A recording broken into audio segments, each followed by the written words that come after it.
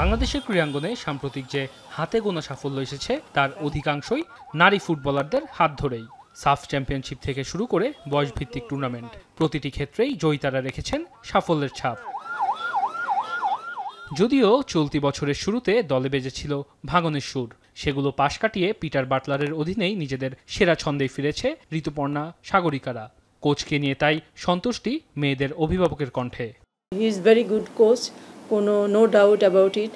তো সেটা সে আরেকবার প্রমাণ করে দিল যে সে ভালো কোচ। আমার ওর প্রতি বিশ্বাস আছে, কনফিডেন্স আছে। একাধিক সাফ জয়, সবশেষ জর্ডান সফরের র্যাঙ্কিংয়ে এগিয়ে থাকা স্বাগতিকদের ও ইন্দোনেশিয়াকে রুখে দিয়ে উন্নতির ছাপও রেখেছে খেলোয়াড়রা। এ ধারা অব্যাহত রেখে এশিয়াডে চোখ বাফুফের।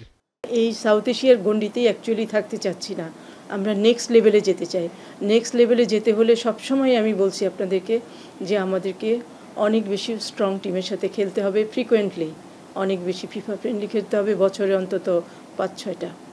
পুরুষ ফুটবলে যখন প্রবাসী ফুটবলারের ঢল, সুযোগ আছে নারীদেরও, যদিও বিষয়টিকে ভিন্নভাবেই দেখছেন নারী উইং চেয়ারম্যান।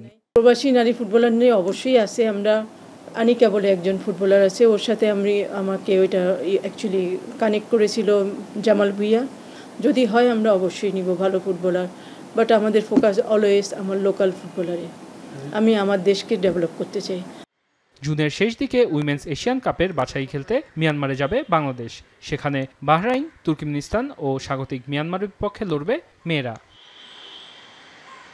ওয়াসিউল হক পান্থ, এখন, ঢাকা।